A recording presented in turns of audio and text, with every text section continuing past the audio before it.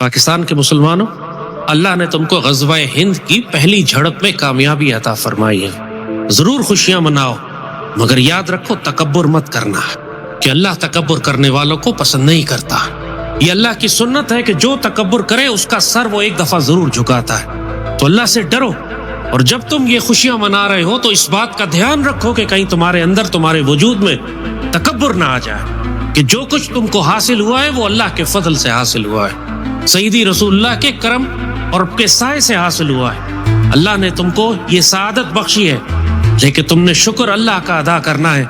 اپنے زور بازو پر تکبر نہیں کرنا۔ اس بات کو بہت اچھی طرح سمجھ لو کہ اللہ نے یہ پیغام ہم کو صحابہ کرام کے ذریعے بھی دیا تھا۔ فتح مکہ ہو چکا تھا، مسلمانوں نے مکہ فتح کر لیا تھا، مسلمانوں کو حتمی کامیابی اللہ نے نصیب فرما دی تھی۔ چاروں طرف سے قبیلے ہزاروں کی تعداد میں اسلام میں داخل ہو رہے تھے۔ اذا جاء نصر اللہ والفتح ورأيت الناس يدخلون في دین اللہ افواجا، آپ نے دیکھا کہ جب اللہ نے فتح نصیب فرما دی اور لوگ فوج در فوج اسلام میں داخل ہو رہے ہیں، اس کے بعد مسلمانوں کو غزوہ حنین کی جانب جانا پڑا۔ قرآن نے یہ پورا واقعہ بہت تفصیل سے بیان کیا ہے۔ غزوہ حنین فتح مکہ کے بعد ہوا تھا، اس کی قیادت بھی سیدی رسول اللہ فرما رہے ہیں۔ اس غزوے میں تمام وہ صحابہ موجود ہیں جو اس سے پہلے بدر میں، احد میں، خندق میں اور فتح مکہ میں شامل تھے،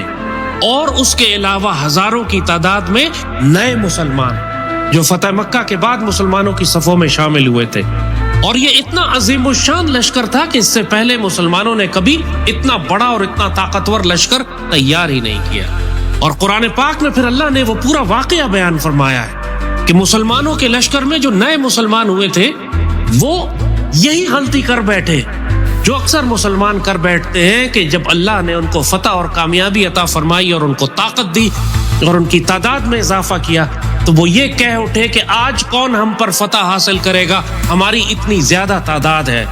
جس کا مفہوم آج کی زبان میں کہیں تو ہم پر بھارت کیسے قبضہ کر سکتا ہے یا شکست ہمیں دے سکتا ہے، ہمارے پاس تو JF-17 ہے، ہمارے پاس تو J-10Cs ہے، ہم نے تو ان کو مار کر گرایا ہوا ہے، انڈیا میں تو ہمت اور جرأت ہی نہیں ہے کہ ہم سے مقابلہ کر سکے۔ اس طرح کے الفاظ مت ادا کر دینا منہ سے۔ اس وقت بھی صحابہ کرام کے منہ سے جو نئے مسلمان ہوئے تھے یہی الفاظ نکلے تھے۔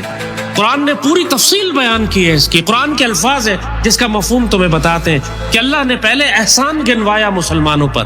کہ کیا تم نے دیکھا نہیں کہ اس سے پہلے کتنی مرتبہ اللہ نے تمہاری مدد کی تھی، لیکن اس دفعہ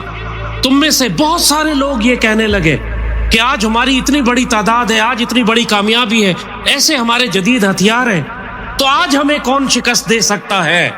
یہ الفاظ قرآن میں لکھے ہوئے ہیں، اس کا مفہوم ہم بتا رہے ہیں آپ۔ تو اللہ تعالیٰ نے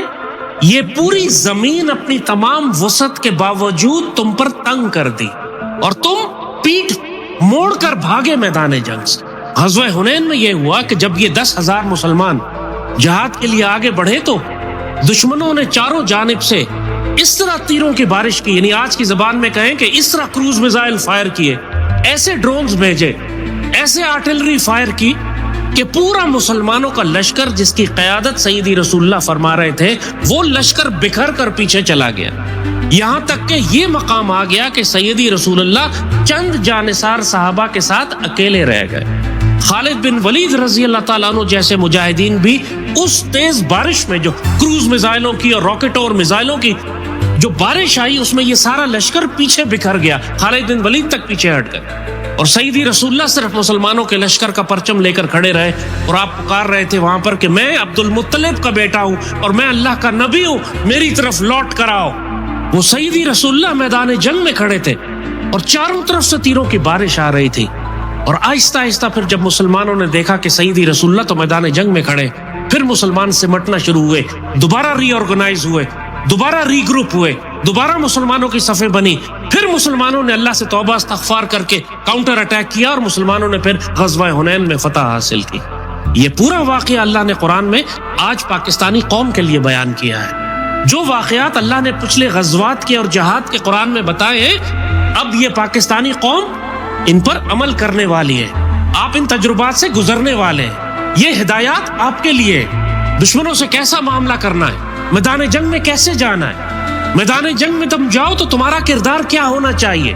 اللہ تم کو فتح نصیب کرے تو تمہارا کردار کیا ہونا چاہیے، اور اگر تم کو چوٹ لگے اور زخم لگے اور تم کو شکست ہو تب تمہارا کردار کیا ہونا چاہیے۔